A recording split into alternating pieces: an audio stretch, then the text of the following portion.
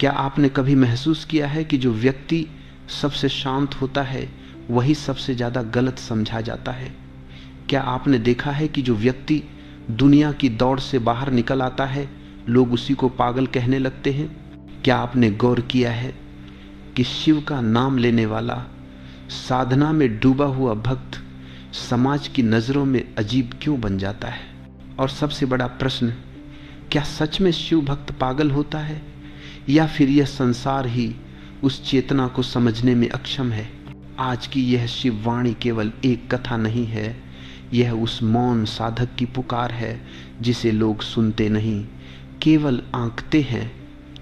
यह उस शिव भक्त की कहानी है जो भीड़ में होकर भी अकेला है, क्योंकि उसकी दिशा भीड़ से अलग है। इस वीडियो को अंत तक जरूर सुनना, क्योंकि जो ऊर्जा अंत में तुम्हें मिलेगी वह तुम्हारे जीवन का रुख बदल देगी। और अगर तुम पहली बार शिवहम पर आए हो तो चैनल को सब्सक्राइब कर लो, ताकि शिववाणी सीधे तुम्हारे हृदय तक पहुंचे। और कमेंट में लिखो जय शिव शंभु। समझो, क्योंकि यहाँ से तुम्हारी दृष्टि बदल सकती है। जब कोई व्यक्ति शिव की ओर बढ़ता है तो वह केवल पूजा नहीं करता, वह अपने भीतर की पूरी संरचना बदलने लगता है। शिव कोई साधारण देवता नहीं है, शिव चेतना है, शिव विघटन है, शिव सीमाओं का अंत है। और जब कोई मनुष्य सीमाओं के अंत की ओर जाता है तो सीमाओं में जीने वाला समाज उसे कैसे स्वीकार करेगा?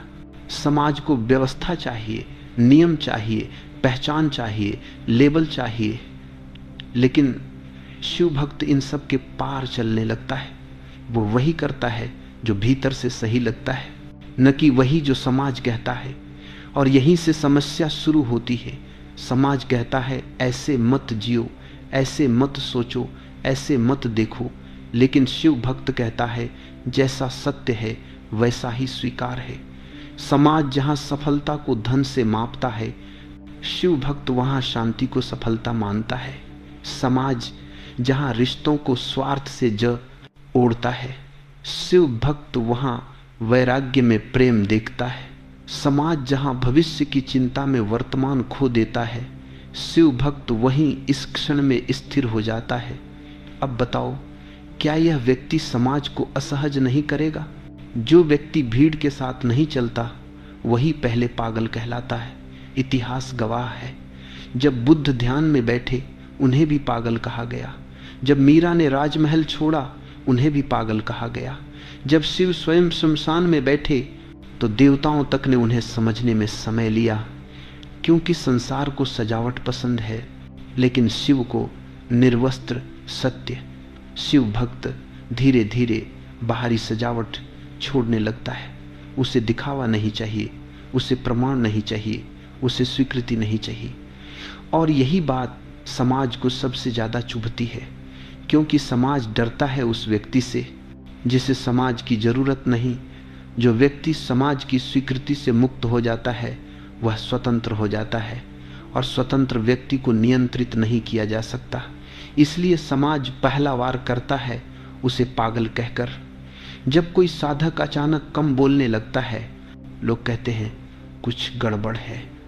जब कोई साधक अकेले रहना पसंद करने लगता है, लोग कहते हैं दिमाग खराब हो गया है।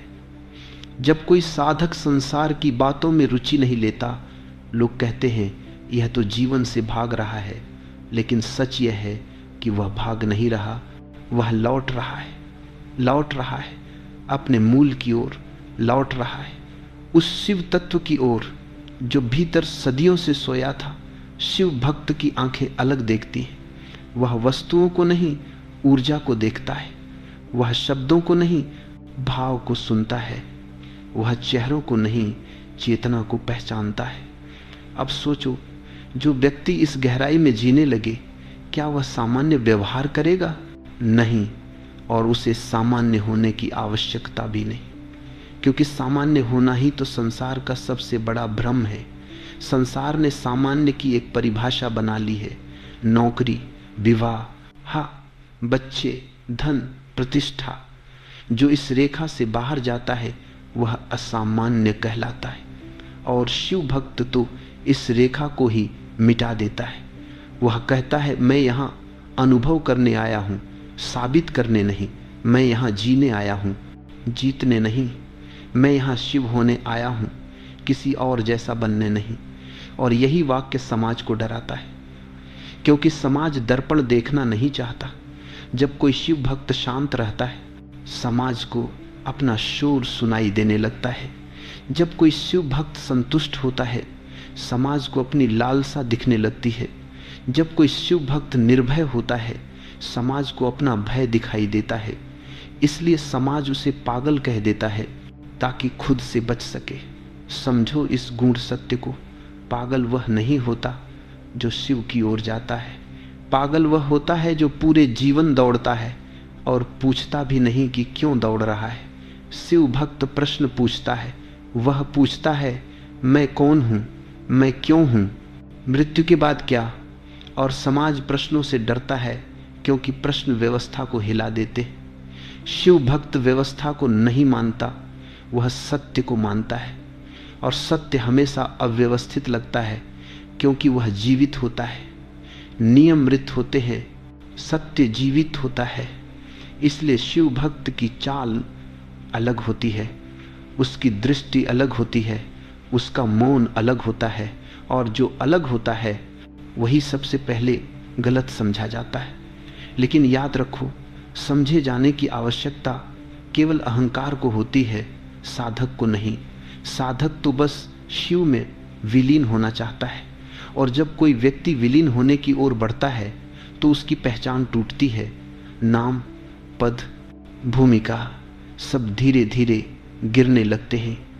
और समाज पहचान से ही तो लोगों को पहचानता है। जब पहचान ही न बचे तो समाज भ्रमित हो जाता है। वो कहता है यह आदमी बदल गया है। नहीं, वह बदला नहीं है, वह जाग गया है। और जो जाग जाता है वह सोए हुए लोगों को पागल ही लगेगा। यह नियम है। शिव भक्त को संसार इसीलिए गलत समझता है क्योंकि वह संसार से बड़ा कुछ देखने लगता है और संसार को यह स्वीकार नहीं कि उससे बड़ा कुछ भी हो सकता है। अब समझो, साधक के व्यवहार में जो परिवर्तन आता है वह अभिनय नहीं होता, वह परिणाम होता है। जब भीतर कुछ टूटता है तो बाहर का ढांचा अपने आप बदल जाता है। शिव भक्ति कोई विश्वास प्रणाली नहीं है, यह चेतना की क्रांति है। और हर क्रांति पहले व्यक्ति के भीतर होती है। जब साधक साधना में उतरता है तो सबसे पहले उसका मन असहज होता है, क्योंकि मन को नियंत्रण पसंद है और शिव नियंत्रण नहीं है। शिव तो विस्तार है, विसर्जन है, विलय है। मन कहता है सोचो, योजना बनाओ, भविष्य तय करो। शिव कहते हैं देखो, अनुभव करो, इस क्षण में जियो। अब जो व्यक्ति मन से हटकर जीने लगे उसका व्यवहार समाज को अजीब लगेगा ही। वह अब हर बात पर प्रतिक्रिया नहीं देता, वह हर अपमान पर लड़ता नहीं, वह हर प्रशंसा पर फूलता नहीं।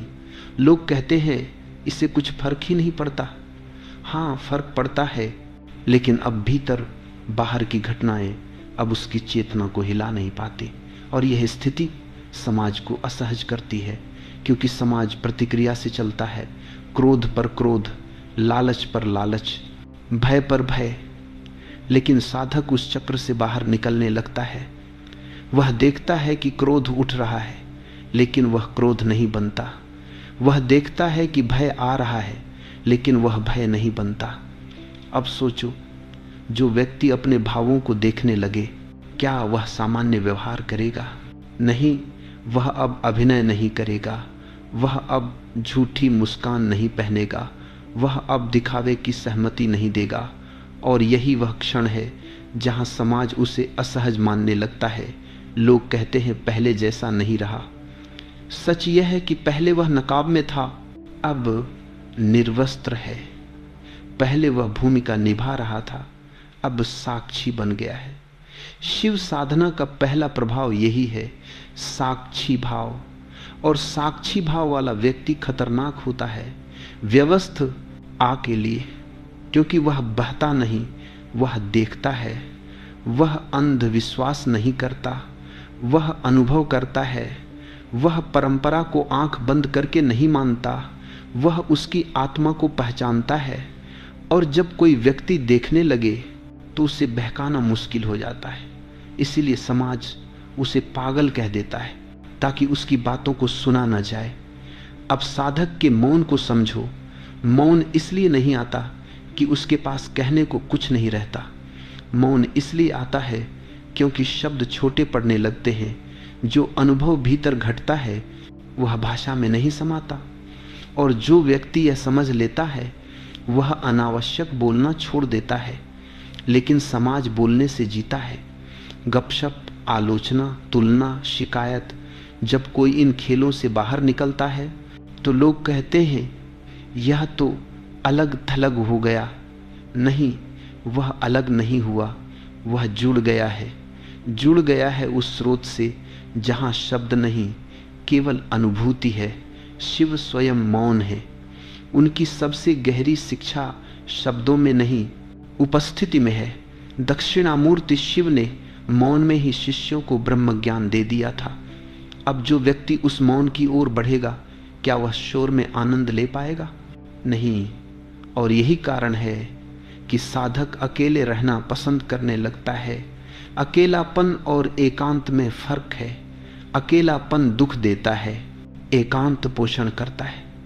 साधक एकांत में इसलिए जाता है ताकि वह अपने भीतर की आवाज सुन सके।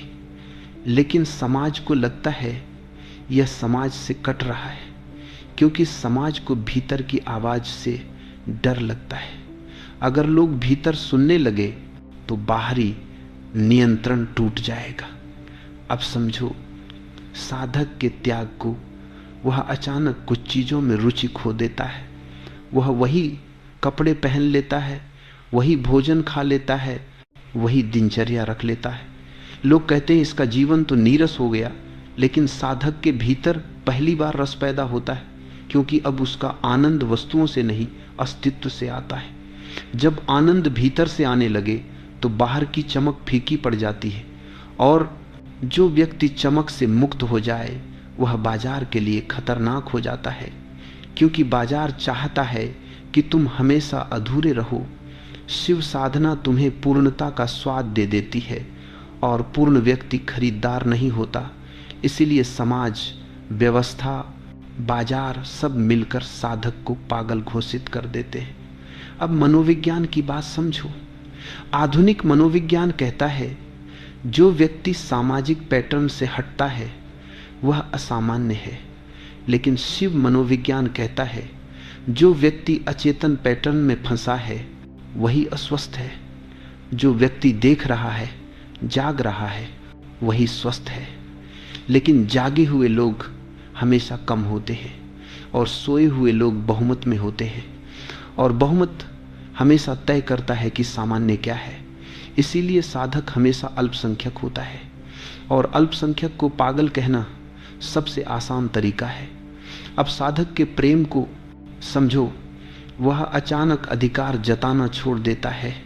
वह रिश्तों में पकड़ ढीली कर देता है। वह कहता है तुम स्वतंत्र हो, और यह वाक्य लोगों को डराता है, क्योंकि लोग प्रेम को बंधन समझते हैं। लेकिन शिव प्रेम बंधन नहीं है, वह विस्तार है। शिव स्वयं पार्वती को भी बांधते नहीं, वे साथ चलते हैं। अब जो व्यक्ति इस तरह प्रेम करने लगे वह समाज के रिश्तों को आईना दिखा देता है, और आईना हमेशा चुभता है। इसलिए समाज कहता है यह तो व्यवहारिक नहीं रहा। वह व्यवहारिक नहीं रहा, वह वास्तविक हो गया है, और वास्तविकता हमेशा असुविधाजनक होती है। अब धीरे धीरे साधक के भीतर मृत्यु का बोध गहराने लगता है। वह जानने लगता है कि सब अस्थाई है, यह शरीर भी, यह नाम भी, यह रिश्ते भी। और जब मृत्यु स्पष्ट दिखने लगे तो जीवन की प्राथमिकताएं बदल जाती हैं। वह अब छोटी बातों पर ऊर्जा नहीं गंवाता। वह जानता है यह समय सीमित है। अब जो व्यक्ति सीमित समय को समझ ले, क्या वह व्यर्थ की दौड़ में भागेगा? नहीं। और समाज उसे आलसी, पलायनवादी, पागल कह देगा। लेकिन सच यह है कि वह समय का सम्मान करने लगा है। शिव भक्त का पागलपन दरअसल उसकी स्वतंत्रता है, उसकी निर्भयता है, उसकी सच्चाई है। और जो व्यक्ति निर्भय होकर जीने लगे वह उन सबको असहज कर देता है जो भय से जी रहे हैं। इसलिए संसार शिव भक्त को गलत समझता है, क्योंकि संसार अभी भी नींद में है, और जो नींद में होता है उसे जागा हुआ व्यक्ति सपना ही लगता है। अगर यह शिव संदेश तुम्हारे हृदय को स्पर्श कर रहा है तो इस वीडियो को लाइक और शेयर करो और कमेंट में लिखो, महादेव मेरे साथ हैं। अब उस बिंदु पर प्रवेश करो जहां साधना सबसे अधिक गलत समझी जाती है। यह वह चरण है जहां साधक का अहंकार टूटने लगता है, और जब अहंकार टूटता है तो व्यक्ति वैसा नहीं रहता जैसा समाज ने उसे जाना था। समाज व्यक्ति को उसके नाम से, उसके पेशे से, उसकी उपलब्धियों से पहचानता है, लेकिन साधक इन सब को धीरे धीरे छोड़ने लगता है। वह समझने लगता है कि नाम केवल एक आवाज़ है, पद केवल एक भूमिका है, और उपलब्धियां केवल समय की धूल है। जब यह समझ भीतर उतरती है तो अहंकार कांपने लगता है, और अहंकार का कांपना बाहर से पागलपन जैसा दिखता है, क्योंकि समाज अहंकार से चलता है। पूरा सामाजिक ढांचा तुलना पर आधारित है। कौन बड़ा है, कौन छोटा है, कौन सफल है, कौन असफल है। लेकिन शिव साधना साधक को इस खेल से बाहर निकाल देती है। वह अब खुद को किसी से ऊपर या नीचे नहीं रखता, वह बस देखता है। और यह देखना समाज के लिए खतरनाक है, क्योंकि जो तुलना नहीं करता उसे शर्मिंदा नहीं किया जा सकता, जो प्रतिस्पर्धा नहीं करता उसे उकसाया नहीं जा सकता, और जो उकसाया न जा सके वह व्यवस्था से बाहर हो जाता है। इसलिए समाज उसे पागल कह देता है। अब समझो अहंकार का टूटना क्या होता है। अहंकार का टूटना मतलब यह नहीं कि व्यक्ति कमजोर हो गया, बल्कि इसका अर्थ है कि अब वह नकली मजबूतपन नहीं ओढ़े हुए, वह यह स्वीकार कर लेता है कि वह नहीं जानता, और मैं नहीं जानता कहना सबसे बड़ा विद्रोह है। क्योंकि समाज सिखाता है हर चीज पर राय रखो, हर बात का जवाब दो, हर स्थिति में खुद को सही साबित करो। लेकिन साधक कहता है मैं देख रहा हूं, अभी निष्कर्ष नहीं है, और यही मौन समाज को परेशान करता है। अब साधक के भीतर एक गहरी विनम्रता आती है, लेकिन यह विनम्रता झुकने की नहीं होती, यह अहंकार के भार से मुक्त होने की होती है। वह अब किसी को प्रभावित करने की कोशिश नहीं करता, वह अब अपनी छवि को लेकर चिंतित नहीं होता, और समाज छवि से जीता है। सोशल सम्मान, सामाजिक प्रतिष्ठा, लोगों की राय, जब कोई व्यक्ति इन सब को महत्व देना छोड़ देता है तो समाज को लगता है यह तो खतरनाक है, क्योंकि जिसे समाज की राय से फर्क न पड़े वह सच बोल सकता है, और सच हमेशा असुविधाजनक होता है। शिव स्वयं सबसे बड़ा उदाहरण है। वे राजा भी हैं और भिखारी भी, वे गृहस्थ भी हैं और वैरागी भी, वे देवताओं के देव भी हैं और शमशानवासी भी। यह विरोधाभास अहंकार को तोड़ देता है, और जो व्यक्ति शिव को समझने लगता है उसके भीतर भी यह विरोधाभास उतरने लगता है। वह न पूरी तरह संसार में होता है, न पूरी तरह उससे बाहर, वह बीच में होता है। और बीच में होना समाज को समझ नहीं आता। समाज को या तो काला चाहिए या सफेद, बीच का रंग उसे भ्रमित करता है। अब साधक की भूमिका टूटने लगती है। वह बेटा, पति, कर्मचारी, नागरिक, इन सब भूमिकाओं को निभाता तो है, लेकिन उनसे चिपकता नहीं। वह जानता है कि ये मुखौटे हैं, और जब भूमिका निभाने वाला व्यक्ति उसे सच न मानने लगे तो उसका व्यवहार बदल जाता है। वह भूमिका में डूबता नहीं, वह भूमिका को जीता है। और यही अंतर समाज नहीं समझ पाता। लोग कहते हैं यह पहले जैसा भावुक नहीं रहा। सच यह है कि वह अब अचेतन भावुकता से मुक्त हो गया है। अब उसका प्रेम साफ है, उसकी करुणा शांत है, उसका क्रोध भी सजग है, और सजग क्रोध भी समाज को अजीब लगता है, क्योंकि समाज या तो विस्फोट जानता है या दमन सजगता उसे समझ नहीं आती। अब शिव साधक की दृष्टि मृत्यु पर पड़ती है। वह मृत्यु को दुश्मन नहीं मानता, वह मृत्यु को गुरु मानने लगता है। वह हर क्षण को ऐसे जीता है जैसे यह अंतिम हो सकता है, और यह दृष्टि उसके निर्णय बदल देती है। वह अब वही काम करता है जिसमें सत्य हो, चाहे लाभ हो या न हो, और समाज लाभ को प्राथमिकता देता है। जब कोई व्यक्ति लाभ के बजाय सत्य चुने तो समाज उसे मूर्ख कहेगा ही। शिव साधना साधक को डर से मुक्त करती है, लेकिन यह स्वतंत्रता धीरे धीरे आती है। पहले भय दिखाई देता है, फिर वह पिघलने लगता है, और जब भय पिघलता है तो व्यक्ति निर्भीक हो जाता है। वह ना कह सकता है, वह अकेला चल सकता है, वह अस्वीकृति सह सकता है, और यह सब समाज की नींव हिला देता है। क्योंकि समाज डर पर चलता है, डर बाहर हो जाने का, असफल होने का, अकेले पड़ जाने का। लेकिन साधक इन डर से गुजर चुका होता है। अब उसे कुछ खोने का भय नहीं रहता, क्योंकि उसने खुद को खो दिया है, और जिसने खुद को खो दिया उसे कौन डरा सकता है। इसीलिए समाज आखिरी हथियार इस्तेमाल करता है, उसे पागल कह देना, क्योंकि पागल को सुनना नहीं पड़ता। पागल की बात को खारिज किया जा सकता है, लेकिन याद रखो, सभी क्रांतिकारी पहले पागल ही कहे गए हैं। शिव भक्त कोई सामाजिक सुधारक नहीं बनना चाहता, वह दुनिया बदलने नहीं निकला, वह खुद को जानने निकला है। लेकिन जो खुद को जान लेता है, उसकी उपस्थिति ही दुनिया को बदल देती है, और यह बदलाव बिना शोर के होता है, शांत, गहरा, स्थायी। और यही बदलाव समाज को डराता है, क्योंकि यह दिखाई नहीं देता, लेकिन सब कुछ हिला देता है। शिव भक्त का पागलपन दरअसल उसकी स्वतंत्र चेतना है। वह किसी विचारधारा का गुलाम नहीं, वह किसी पहचान में कैद नहीं, वह किसी भय से संचालित नहीं। और ऐसा व्यक्ति हमेशा अल्पसंख्यक होता है, लेकिन वही भविष्य की दिशा तय करता है। इपे रिय साधक, अगर तुम सच में अपने भीतर की थकान, दर्द, भ्रम और भारी ऊर्जा से मुक्त होना चाहते हो, तो तुम्हारे लिए हमने बनाया है 7 day Shivoham soul healing aura purification program. इन 7 दिनों में हम तुम्हें कदम दर कदम पुरानी जमी हुई ऊर्जा से बाहर निकालेंगे और तुम्हें ले जाएंगे एक हल्की, शांत, दिव्य और शिवमय चेतना में। साधक, तुम अकेले नहीं हो। अगर सच में बदलाव, शांति और आंतरिक प्रकाश चाहते हो तो इस कार्यक्रम में कदम रखो। शिव ऊर्जा स्वयं तुम्हारा मार्गदर्शन करेगी। इस 7 डे शिवोहम हीलिंग प्रोग्राम में शामिल होने के लिए नीचे दिए गए लिंक पर क्लिक करो।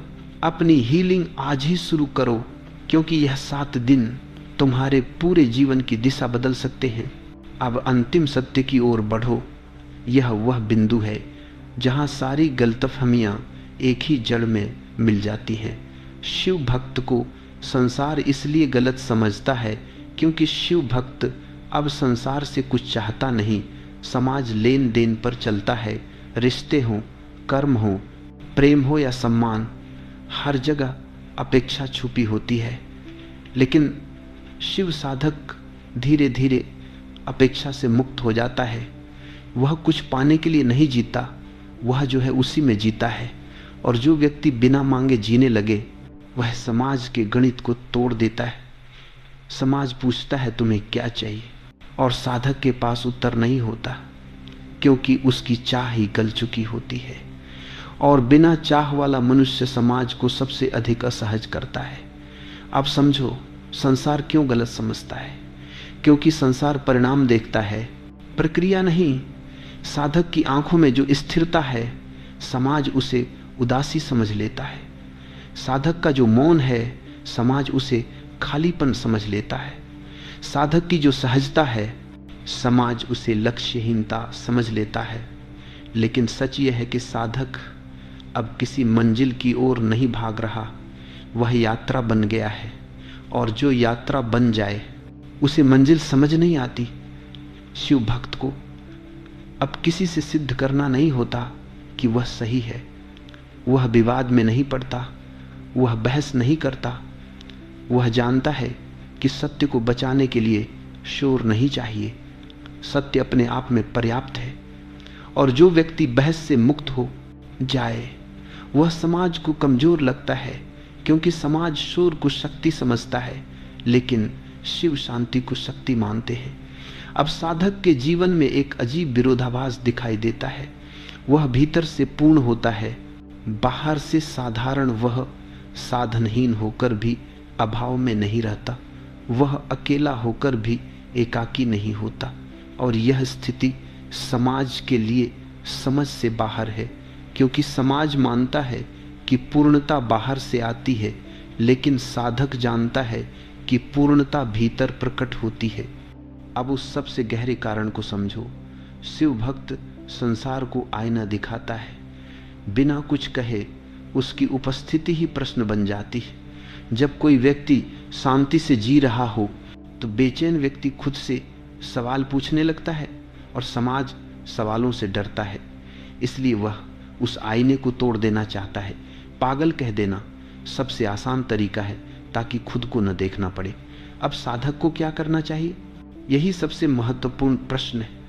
साधक को समाज से लड़ना नहीं है, उसे अपनी स्थिति समझाने नहीं बैठना है, उसे किसी को साबित नहीं करना कि वह पागल नहीं है, क्योंकि जो अपनी सच्चाई में स्थिर है उसे प्रमाण की आवश्यकता नहीं।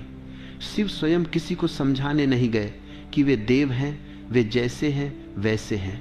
जो देख सके देख ले, जो न देख सके वह भी उनकी लीला का हिस्सा है। साधक को भी यही मार्ग अपनाना होता है। स्थिर रहो, मौन रहो, करुणामय रहो, लेकिन अपने केंद्र से मत हटो। लोग आएंगे जाएंगे, आरोप लगाएंगे, नाम देंगे, लेकिन ये सब तरंगे हैं और साधक सागर बन चुका होता है। तरंगे सागर को नहीं बदलती। अब एक अंतिम सत्य समझ लो, संसार को कभी भी जागे हुए लोग सहज नहीं लगते, क्योंकि उनकी उपस्थिति नींद तोड़ती है और नींद टूटना पीड़ादायक होता है। इसलिए संसार जागे हुए व्यक्ति को पागल कह देता है ताकि अपनी नींद बचा सके।